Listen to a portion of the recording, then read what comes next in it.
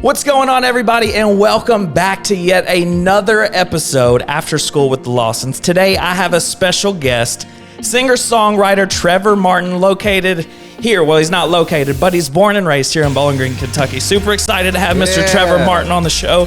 And just for the record, this is your song. This is my song. It just came cool. out Friday. What's the name of it? It's called Girl Like You. Girl Like You. I've been trying to find a girl like you. This is... Maybe we'll get into it, but this is actually a song about no one. So. Okay. So there's not a girl currently. There is not a girl currently. Okay. There is not a girl like her. But you're on the search right now. Of course. Awesome. Always on the search. So tell me a little bit about even the song. I've heard it, and we'll let you play afterwards. But tell me a little bit about where the song kind of came from, what inspired you to write that song. Yeah. For sure. So a lot of stuff that I write is very anecdotal. A lot of stuff that really happens in my life. Ironically, this one is not, which is very different. But I remember I had an idea for trying to find a, and I liked how that came off my tongue, just speaking, and because they sound very similar, and it's kind of like an internal rhyme. So I had to write it was a new write with a guy named Frank Leger, who plays drums for a guy named Adam Doliak. And then one of my dear friends who's written almost every song with me named Autumn Bicey, and she is a writer over at Sony. And I was like, guys, what do you guys think about trying to find a? And they're like, yeah, cool, go on. And I'm like, and then it kind of spit out, I've been trying to find a girl like you. So, I love it. Yeah. That's awesome. So when did you pick up the instrument? Like, you play guitar, right? I do play guitar. Yeah. So, like you said, born and raised in Bowling Green, Kentucky. I understand you went to Warren Central. I did. I'm a dragon, baby. Yuck. I'm a Bowling Green High School. Oh purple, no, so. we gotta turn it off. It off. This is actually crazy for all of you guys who are not listening in Bowling Green. We're like high school rivals, like major rival. Sure. Even still to this day, like 2023, those two schools are still big rivals. Oh, it runs deep, man. I mean, those parents probably ingrain it in their kids. Which my dad went to Warren Central and then worked for Bowling Green High. Oh, and then I went to big long story. I love it. There. That's awesome. Yeah. What was the question? Like, when did you start? Oh, when did I start? Yeah, when did you pick up a guitar? So I started singing at a very, very young age. 8 years old was the first time I sang for like a big audience. Sang with Orchestra Kentucky at a show called Motown Madness. Oh, cool. Which was a lot of fun. Got to work with some of the best people in Bowling Green. Do you like Motown? Love Motown. Oh, man. It's the best music. Oh, it's by so far. Good. But they needed a kid to sing the Jackson 5. I Want You Back. And I was able to do that and got to sing with some Bowling Green people like Tyrone Dunn and Billy Duvall and some of those folks. So that was awesome. But I started playing guitar when I was about a freshman in high school, probably like 8th grade, 9th grade-ish. There was a girl that I had a crush on, and I wrote my first song for her. And I think everybody writes their first song about their first crush. Yeah. This was the first time that I was ever in love, which I'm not in love with this person anymore. It's a long story. But I wrote a song. I was like, you know what? I want to play guitar to it, and I just wanted to impress her. So picked up a guitar, took a couple like small lessons, but mostly it was just sitting in my bedroom looking at YouTube and figuring out. So do you read music, or do you just kind of look at tabs? Or I look at tabs mostly, and I went to Belmont University in Nashville. Oh, okay. So yeah. I technically have to say yes, I can read music because I studied that for 4 years. But that's honestly something that I don't do on a day to day. Like, I don't really read the notes on like a treble clef or bass clef much. I'm the same way, man. I can't read. I got really bored with it. My grandmother put me in piano lessons like for 7 years. Yeah. And they're like teaching me the scales and teaching me these chords, and I'm like, I'm ready to play some Beethoven. Like, I don't want to do da da da da da da da. I'm like, teach me some real stuff. Absolutely. I did take piano lessons all through elementary school, so definitely have had a big musical background. And lately, playing piano is something that I've like recently fallen back in love with. That's awesome. And so just started recording stuff on my own to try to make demos and that kind of thing. And playing piano. If you can play piano, you can really like program bass, and you can program drums. Exactly. And you can program strings and all these things. So it's nice to be able to know how to play piano for sure. So we know when you started playing guitar, but what was that thing that inspired you to pick it up, if that makes sense? Like, was there something in your life that happened to say, hey, I want to play music? Was there somebody you looked up to that made you want to start playing music? Yeah. John Mayer is my biggest inspiration. Huge Mayer head over here. Yeah. Which I've coined that phrase, Mayer head. I don't think anyone else says it, but that is a cool phrase. I might start using. Yeah. I'm like such a Mayer head that I am going to name my firstborn Mayer. Awesome. Mayer. I like it. Mayer Allen Martin. That's awesome. Martin after Martin Guitars? Well, that's your last name. Yeah. Duh. That's so funny, but how ironic, right? That's funny. I think it's a killer. That is killer cool. name. John Mayer's great, and my favorite album of his is Room for Squares, which has No Such Thing, Your Body is a Wonderland, One Georgia, Neon. All his a lot of his major hits. Yeah, a lot of those early ones for sure. So it's more of the acoustic John Mayer, and then you get into like Continuum, that's electric guitars and a little more bluesy, and which I love that too. But my main John Mayer inspiration is that kind of acoustic feel. That's awesome. Yeah. So let me ask you this, because I play music and I've always wanted to open for somebody. Like, who's that one person who you're like, man, one day, when this kicks off, who do you think you could be opening for? Who would you want to open for? That's a good question. I think the answer, I have like my hopeless romantic answer, and then I have my realistic answer. Hopeless romantic answer would be John Mayer. Yeah, for sure. But then like the realist in me is like, I think where I would gain the most fans, where I would get the most interaction and people would really dig me would be Dan and Shay. Okay. So love to open for them.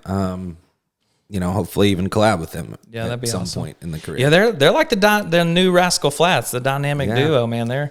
They got some really good stuff. It's so good, man. Everything they put out is just top of the line, and the vocals, the harmonies. I mean, they're just Shane killer. Mooney can sing his face off. That's for sure. So funny you say Dan and Shay. Everybody always says. I was thinking, like you look like Shane Mooney. Everybody says it, and it's especially when I had a little bit more weight on me. They're like, you look just like this guy, and this was before they, skyrocketed. And I was like, who is this guy? And now I hear all about him.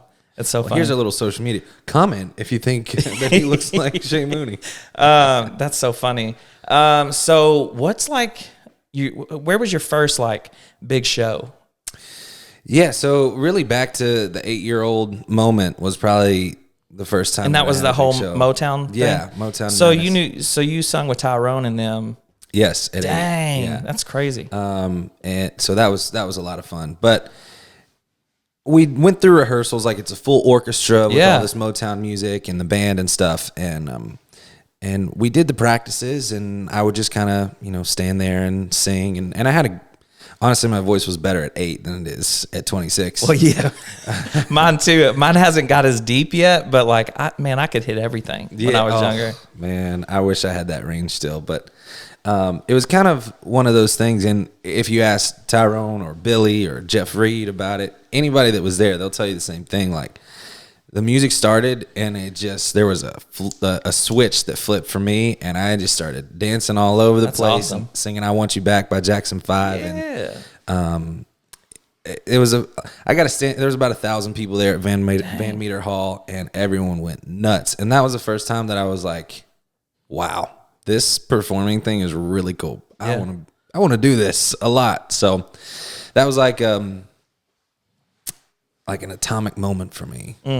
Just one of those few moments in life where you're like, I'm always going to remember that. Yeah. So, yeah. So when you're not writing music, Trevor, what are you doing with your life? And trying to go on some dates, you know what I'm saying? He's on Bumble. Bumble? Isn't that a date app? Yeah. But is it targeted towards women or men? It is Bumble is the one that if you match with a girl, then they have to message you first. Oh, gotcha. Yeah, I'm on all of them though. I'm on Raya, I'm on Hinge, I'm on it, whatever. What's like the best one right now? Raya. I've never heard of it. Right. Well, I mean, it's kind of like the celebrity dating app. No, that's what it used to be, and then now it's just kind of like business professionals. That's you cool. have to get like requested or referred. I've been out of the dating game for a while, so I don't know all these new apps. Like back when I was younger, it was like Plenty of Fish.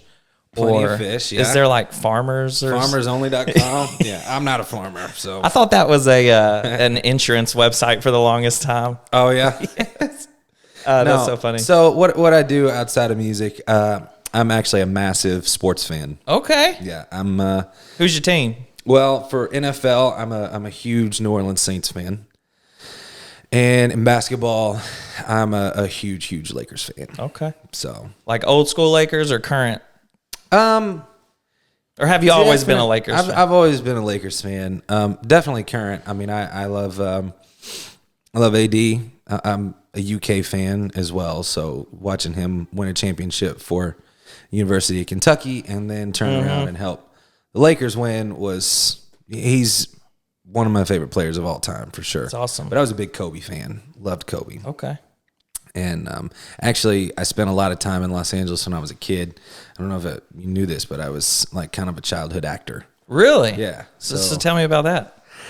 It was fun stuff. I was probably like late elementary school, early middle school, and was taking some acting classes in Nashville actually. And there was a lady who flew in who was looking to kind of manage some new people. She used to be the head of casting at Disney and casted Shia LaBeouf and Even Stevens and Hilary Duff and Lizzie McGuire. So she was just kind of looking for some talent, and I was at the class, and she's like, "Hey, why don't you come out to Los Angeles? I think you'd be a great fit." And I was a chubby. I mean, I'm still a chubby guy, but like, you know. But I mean, look at Drake and Josh. Like, yeah. Back then, Josh was the chunkier one. Yeah. But I was, definitely like the guy next door friend type of comic relief, but had some cool opportunities. Nothing that was like life changing. I punched Danny McBride in the face. Did you? For a TV show called Vice Principals. That's awesome. Was in a movie called 90 Minutes in Heaven with Hayden Christensen and Kate Bosworth. Hayden Christensen, you know who that is? Yeah. Anakin Skywalker. Yeah, Anakin. I love it. That was good. Are you a Star Wars fan? Yeah. That sounded really good in here. Yeah, it really did. That's why I'm like, I was getting scared. I was about to get taken over by the Force.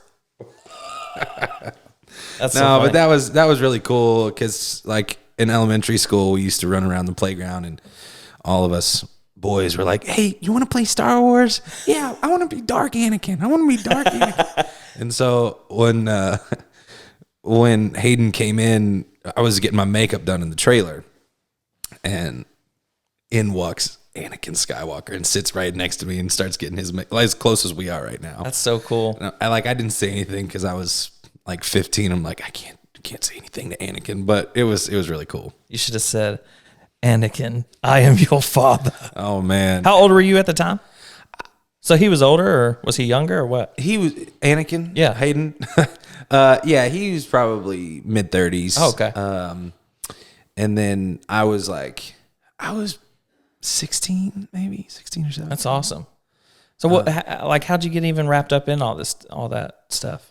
Mostly through the manager that I met in Nashville, and so I would go out there for months at a time and stay in Burbank, California, and just go on auditions. And there was a couple things that I was super, super close to getting. I kind of got like second place in the movie Super 8 for some of the kids, and I had like a director session with J.J. Abrams, which was really cool. And so we hung out for 20, 30 minutes, read the scenes, and he kind of was framing it up. And then also a movie called We Bought a Zoo with Matt Damon, Scarlett Johansson. Yep.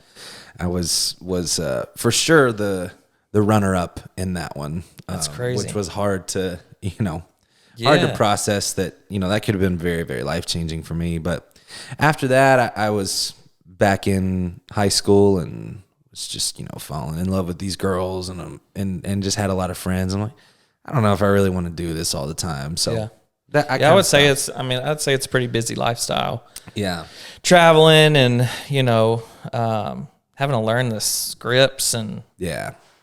It's tough. And then one thing too about just the entertainment industry in general is you get told no so many times. I feel like that'd be a little depressing. It can be. I think it's really shaped me to be who I am today. Because there's not many yeses that you get. So it just kind of teaches you to be okay with the no's and learn from them and, just kind of be very grateful for a yes when it comes. So how did you handle that as, a younger adult, 16 years old? And yeah, like, how do you move forward? Like, how do you persevere? Like, how do you think you could tell our audience, they could be in the same situation. It might not be for a film or something, but it could be, someone trying out for a basketball team, Yeah, for sure. I think, no's are okay as long as you learn from them. You know what I mean? Like, okay, well, why didn't I make the baseball team? Oh, well, because you're not a very good hitter. Okay, well then I know I need to focus on hitting. Why didn't I make the basketball team? Well, you're not a very good defensive player. All right, well, I need to do my defensive slides. I need to condition for that. So it taught me a lot of, like you're saying, perseverance and just knowing that you got to learn from a no. Yeah. Let's talk about the music industry real quick. Where do you see yourself in 5 years, 10 years, 20 years? Yeah, with music, because you're taking it pretty serious right now. You got a lot going on. You got albums coming out. You just released a song. Yeah. So what's your plans? Yeah. So everyone's got a different story in the music industry, which is a really beautiful thing, I think. And I have some friends that are a couple steps ahead of me. I got some friends who are many steps ahead of me. I'd say in the next 5 years, I would like to have some songs on the radio. I mean, that's the goal, to get it out to everybody, the most people. Yeah.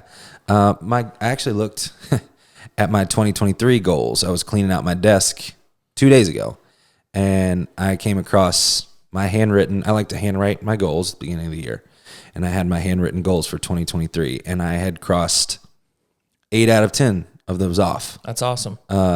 So some of those were like have 50K followers on Instagram, up to over 100 now, which awesome. Is really cool. And there were some streaming goals. I'm like, I really want to hit 2 million streams on this song, and those came true. So it's just kind of chipping away. And like long term, I love songs. Love songs are my favorite type of song. They just make me feel some type of way. So I think for me, I really just want to write a generational love song. So in 5 to 10 years, I would like to have at least one song that people are like, oh yeah, that's my song with me and my person, which luckily, my song Keeper has been like the start.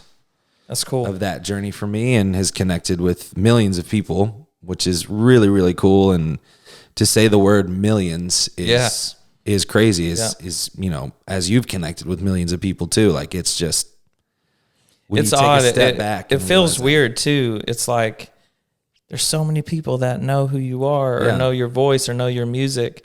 It's a good feeling, Truly, and it's that. Like, how many people live in Bowling Green? Dude, I have no idea. I've lived in Bowling Green my whole life, and I have no clue. I think it's like around 70,000. There's a lot. I think it's 70,000 people that live in Bowling Green. I believe you could be right. I think that's right, but each time that like I have a video that I post that does 20K, that's Bridgestone Arena. Yeah.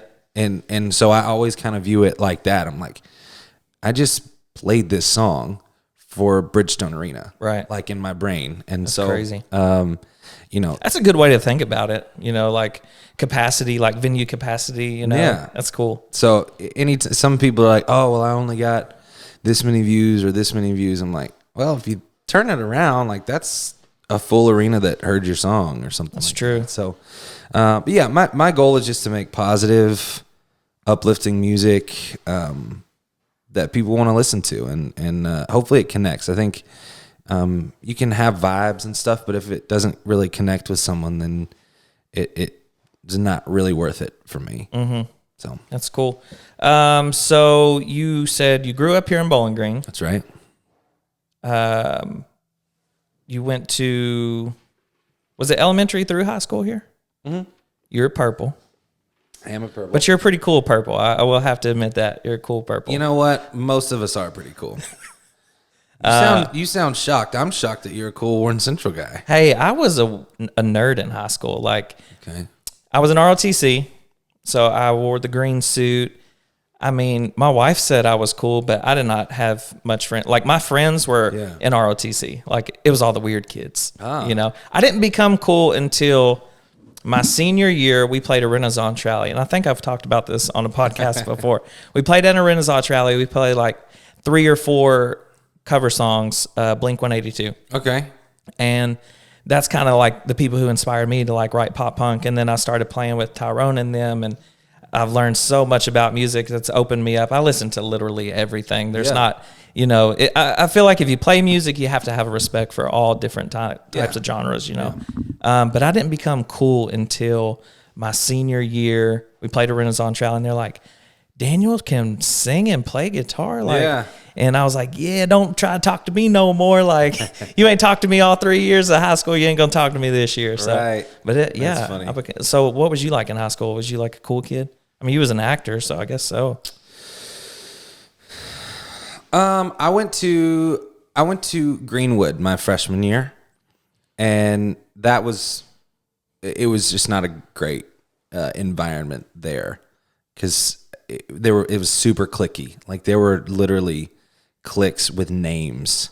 I'm not gonna say them because I still remember those names. Yeah. But if anyone is watching, they're like, oh, we got a shout. No, you did not get a shout out, because it was the dumbest crap I've ever seen. But then Bowling Green High, I switched schools my sophomore year, and just the environment there, like the jocks hung out with the choir kids, and the choir kids hung out with the football players, and the football players hung out with, just all sorts of different people, the nerds and whatever. Like, it was a really good environment. So, you know, some of my best friends were valedictorian, star of the basketball team, star of the football team, and I was like the star of the choir team. Right, gotcha. So, you know, we just all kind of liked each other for who we were and weren't super cliquey. So in high school, like, I don't want to say I was cool, but I wasn't not cool. You got along with everybody. Got along with everybody. I think if people saw me now, they might be like, oh yeah, he's really cool, but I wish I would have said hi to him in high school. yeah. No, do you keep receipts? Yeah. But a lot of the receipts that I kept on like certain people, like, they're either in jail right now, and it's like, just throw away the receipt, you know? Sure.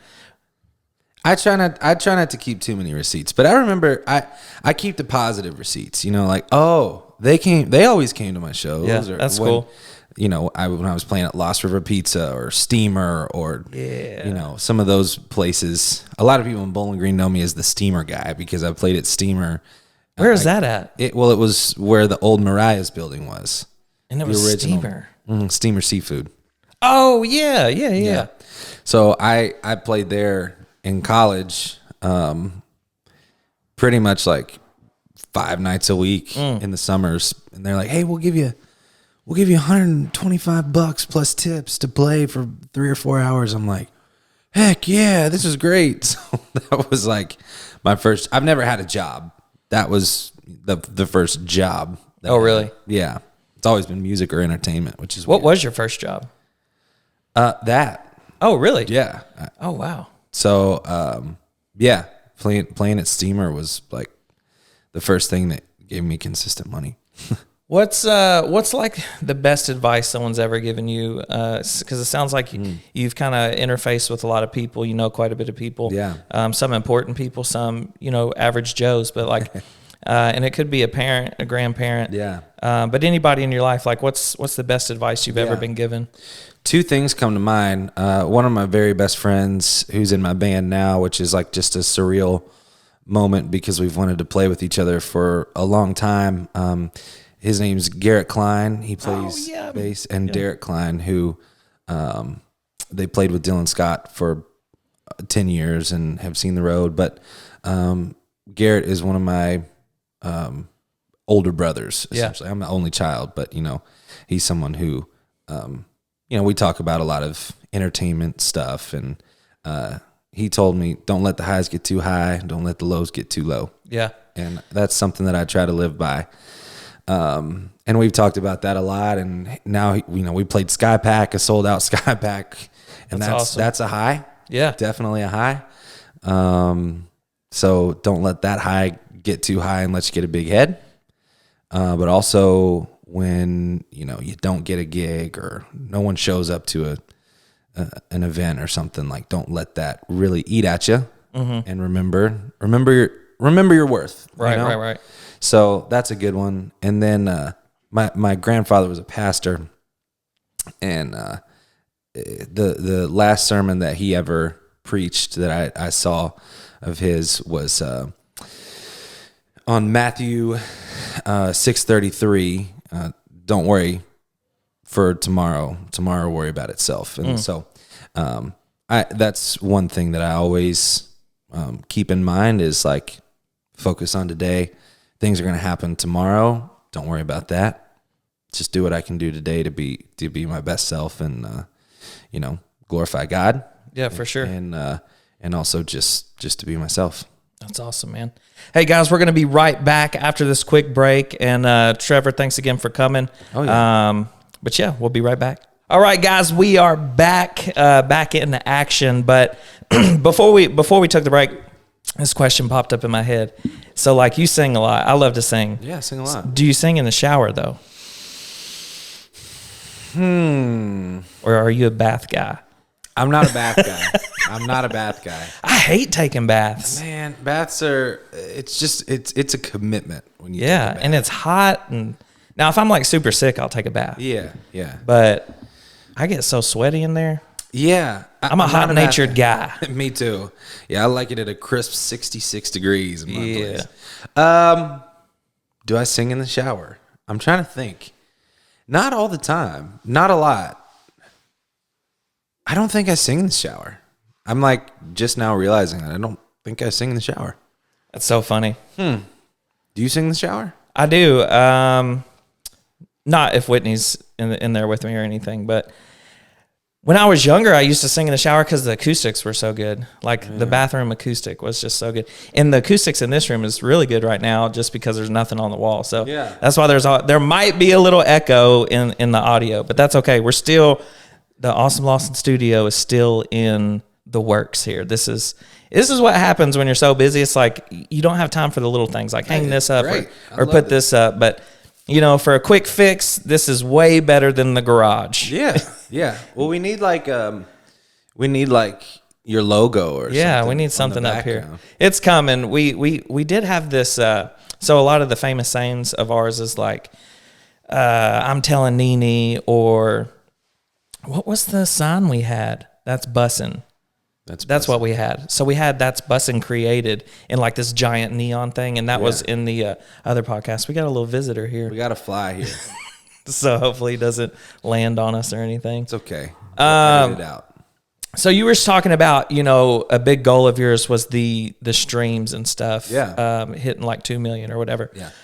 Where are you streaming at? Like if our viewers are like, man, I want to check out Trevor Martin, Where could they find all that information? Yeah. So the best place to find me is on Instagram at Trevor Martin at Trevor Martin Music. Sorry. And then Spotify. And we'll link that. Yeah, we'll put that in the link for sure. I've released 18 songs in the last 3-ish years on Spotify, Apple Music, YouTube, Amazon. So you can find them wherever you stream your favorite music. I'm also there, so you can check it out. And I'm really excited about the stuff coming up. It's kind of taken a new shape. It's a new sound that I'm just really excited about. So you got some stuff in the works currently. I do. That's awesome. Yeah. And I've recently started loving like Louis Capaldi. Oh, okay. Yeah. And so I'm trying to bring those like big melodies with a lot of passion and just really, really big ideas. Do you have anything out now that kind of matches kind of what you're talking about? Not yet. When's the next drop? So this was Girl Like You was the last song that I released in 2023.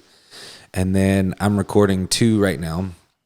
And I was going to say the titles, but I got to keep them. Yeah, keep it secret. To the chest, you know what I'm saying? That's why you got to follow them on me. Instagram. That way, whenever they drop, you can get them. That's right. But the next 2 are like just fire. Like I think the stuff that I've put out to this point, I'm really proud of that. I think it's really good. The next stuff is like stuff that I listen to, and I think it's taken me 18 songs to be like, I love listening to this. Yeah, like, this is me. This is exactly what I want to say. And so I think I'm most excited for those. It's not going to be like a total rebrand because it's still me, but right. Just you'll be able to hear the difference. Yeah, you'll be able to. I think this will be the first time, not the first time, but a lot of people might kind of be like, oh, wow, that sounds like super radio ready. Which that's good. Some of my other stuff is played on the radio and I think is radio ready. But the next stuff is just in my heart. I'm like, I love this. I really love this. And I think once you kind of get to that point creatively, you can kind of be like, all right, yeah, now I know. Like I'm just inspired all over again. There was a period of time where I'm like, yeah, I like doing this. I like putting out songs and stuff.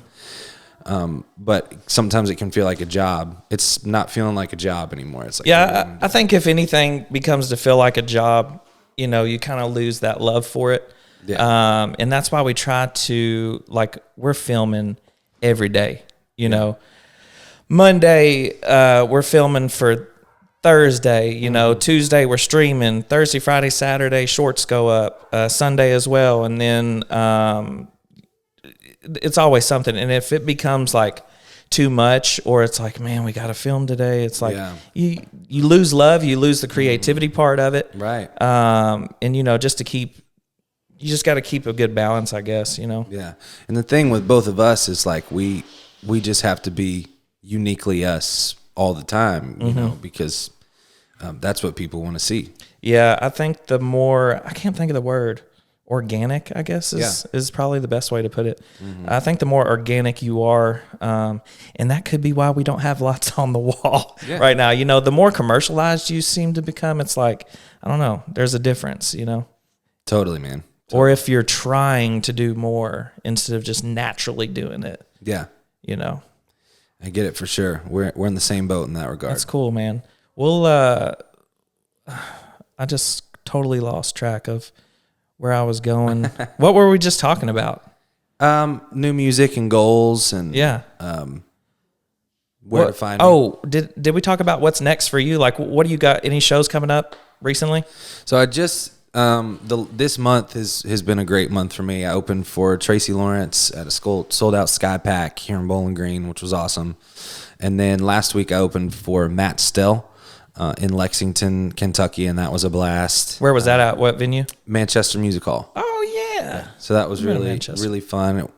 The bookers were really complimentary and really liked that our set. So I think that's definitely a good sign to be back. So right now I'm just kind of reaching out to some venues and seeing what's up, and nothing huge on the. Actually, I'm playing in Atlanta on Monday. Okay. Opening for a buddy of mine named Ian McConnell, who's also got a great TikTok page and Instagram page and just really great music. And it's very vulnerable and very real. music. Are you doing anything on, as far as putting your music out there on TikTok, Instagram? I know like the full songs, but are you like clipping them down at all, or putting small videos with them or anything like that? Yeah. So TikTok is actually the way that I kind of broke through with a song called Keeper. Okay. And that's a love song and is one that I posted on, I think I posted it on like the day before Mother's Day of 2022, and it just blew up for the first time. I was like, this is really cool. And then it kept blowing up and kept blowing up and kept blowing up, and it charted on iTunes, and that was really cool. And now over 29,000 people have used that song in a video, which is like a very, very popular clip, sound bite.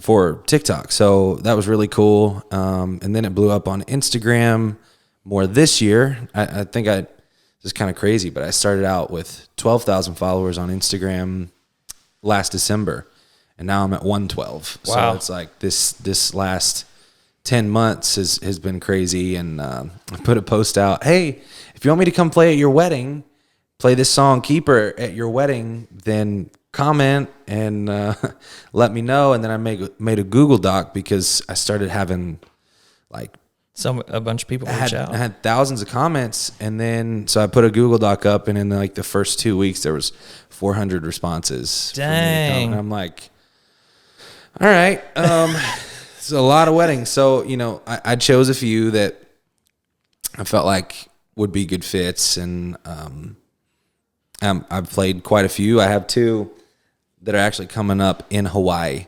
Someone asked nice. me to play That's cool. in Maui on February 18th, which is my birthday. I'm like, yeah, totally. And then a week later, someone else reaches out, hey, we have a wedding on February 24th. Would you want to play? I'm like, I'm already going to be in Hawaii. That's so funny. Yes. That's so cool. I get to play 2 weddings in Hawaii. Have you ever been to Hawaii? I haven't. Dude, No. It's so beautiful. I went to Hawaii on like a trip with ROTC. We went to see like Pearl Harbor and all that stuff. So cool. And the weather is just, man, it's like perfect during the day, and then it's perfect at night. If it rains, it lasts for a little bit. Yeah. And it's so weird because like you can look this way and see like desert on the mountains, and then you look this way over the mountain, it's like complete vegetation. It's so weird. There's certain parts of the island like that don't get rain. It's strange. Man, I'm so excited. I selfishly was like trying to save Hawaii as my honeymoon trip. Yeah. Because I guess the girl that I was very seriously dating, who is the girl that I learned guitar for when I was 12. But long story. But I was like, yeah, we'll go to Hawaii for our honeymoon because neither one of us have been. But I don't know. Maybe now, I'll have to just go ahead and do the trip and. So don't swipe right on him unless you want to go to Hawaii For your honeymoon. For our honeymoon. for your honeymoon. Yeah. That's so funny. What platform seems the hardest like for views for you? Is like if you're trying to get and not like song platform, like are you on TikTok, YouTube, Instagram? Yeah, I would say Instagram has been my most consistent platform. TikTok is you let the highs get real high and you let the lows get real low, which is exactly what I was telling you about earlier. Yeah. You can't. It's boom or bust. I feel like for me on TikTok, some that I've tried and I've seen friends have great success on is Facebook.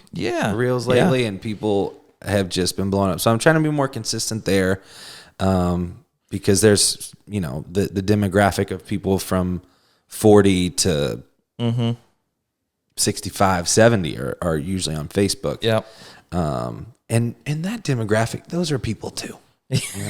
So, but yeah, YouTube Shorts is one that I'm trying to kind of bust in a little bit too. So heck yeah, man, they're really pumping them up right now because that's what they're going to that short form content. Right. Instagram has seemed the hardest for us. Okay. And there's a lot of people that kind of do comedy content, which our stuff's based off real kids, but not a lot of people know that. And they're like, oh, he's just a comedian. But Instagram has been really hard for us, and people that kind of do the same stuff that we do, it's like, I'm shocked that you don't have that many followers on Instagram. It's been tough. I don't know. It's like a must or bust on Instagram for us. Instagram, I don't think Instagram will go anywhere. No. That feels, Facebook's not going to go anywhere. Instagram's not going to go anywhere. YouTube is not going to go anywhere. I think TikTok is also going to be here to stay for a while. But yeah, Instagram took me a while to finally figure it out. And then it's just, do you post like photos and videos both, or just videos on Instagram? To be honest with you, I don't think it's worth posting a photo anymore. Yeah. It just, I mean, I have over 100,000 Instagram followers and still get like 200 likes on a photo. Really? It's like, wow, like, I'd just rather post it as a video. And do you do a lot of stories on Instagram?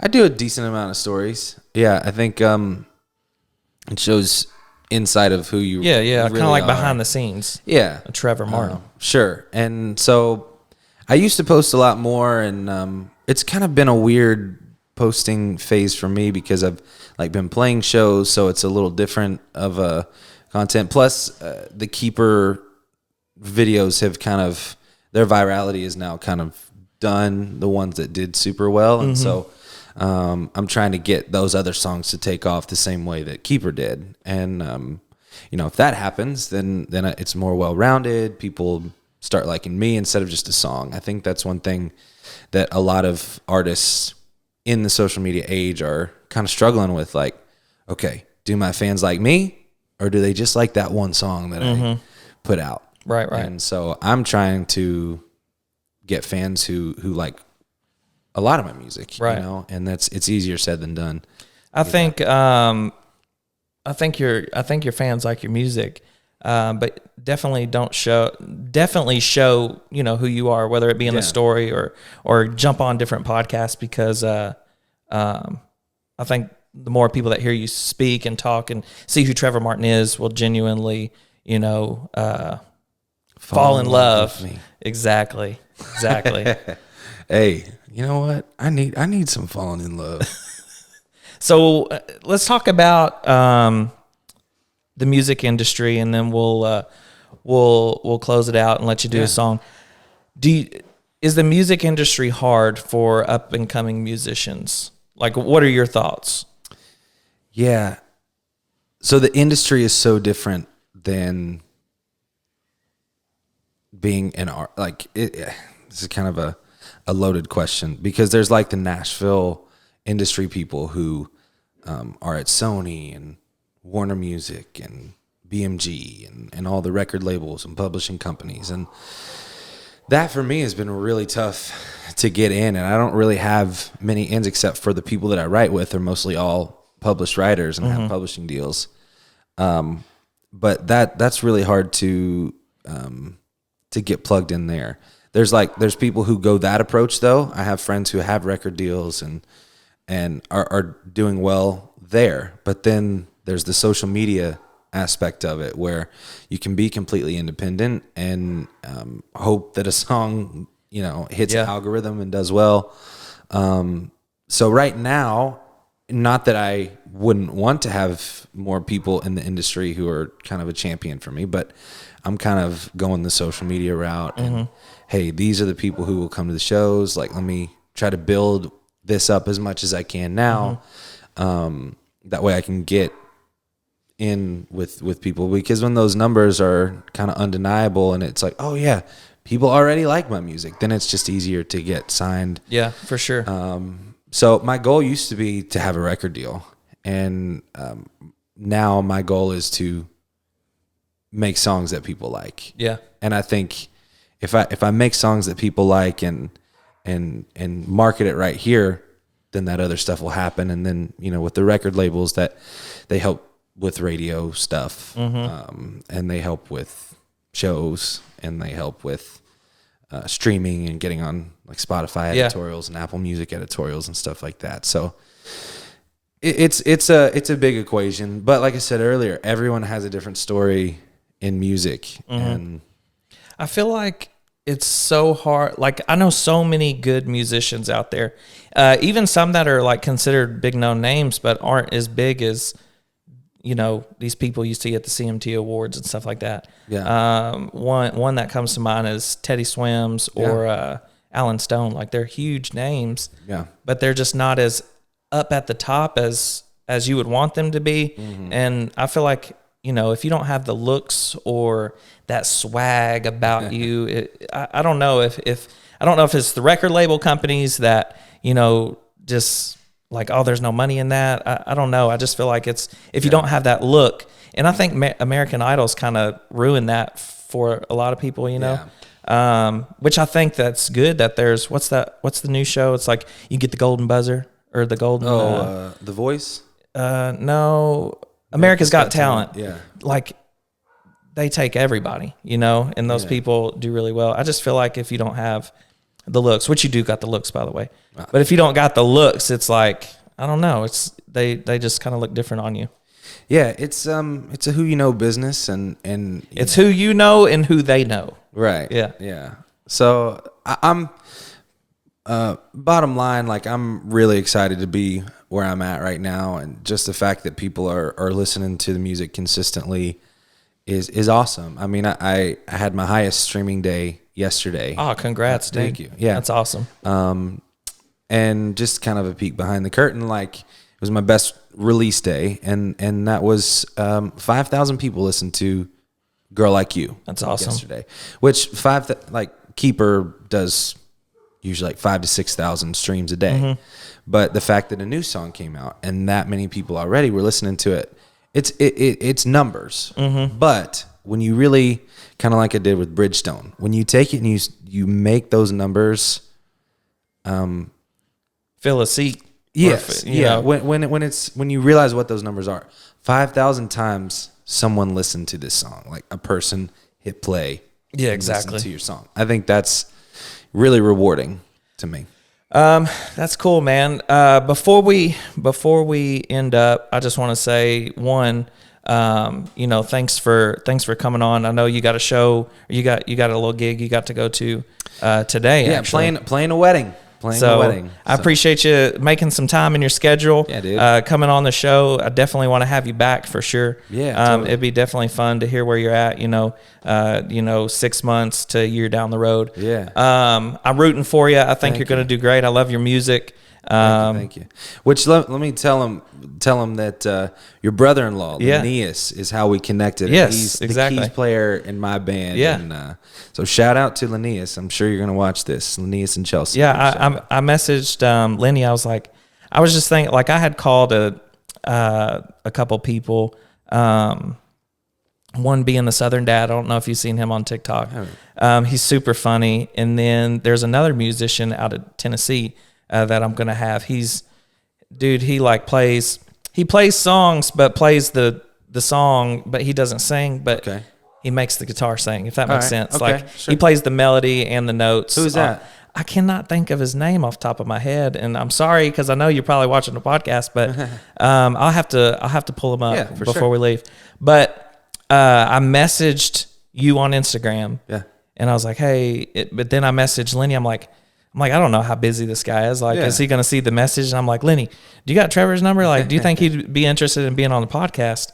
And if it, thanks, Lenny, for, shout out to kind of crossing these paths. And I think it's good for influencers, musicians, anybody that can kind of piggyback off of a platform. I think it's super important. And that's why this podcast is here to, like, bring on people, because we have an audience. And I mean, if you're a good person, if you got good things going for you, come on and tell our fans about it. You know what I mean? Right, man. So I appreciate you coming in on the show.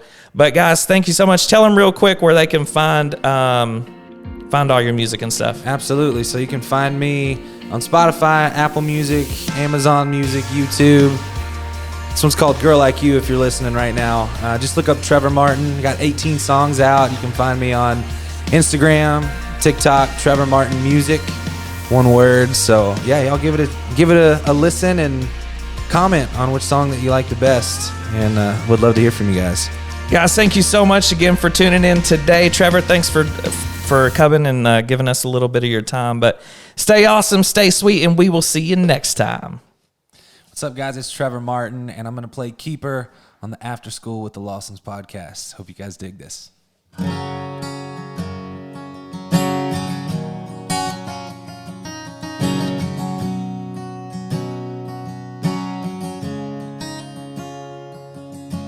Man, I look at her and see it all, down to the blue jean family portrait on the wall.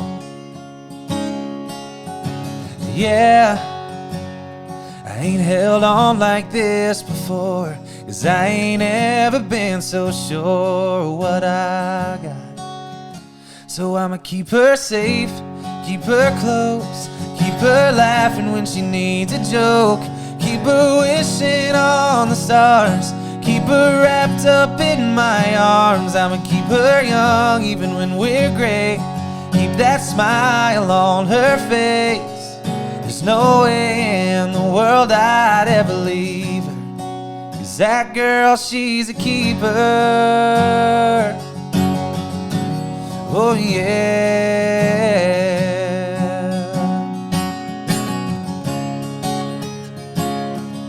Well, Lord, I bet she's your proudest work.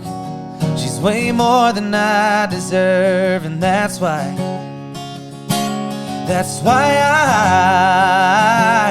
I'm always gonna put her first. And every time I give my word, I'm gonna mean it. So I'ma keep her safe, keep her close, keep her laughing when she needs a joke, keep her wishing on the stars, keep her wrapped up in my arms. I'ma keep her young even when we're gray, keep that smile on her face. There's no way in the world I'd ever leave her, 'cause that girl, she's a keeper. Oh yeah, yeah. My girl, she's a keeper.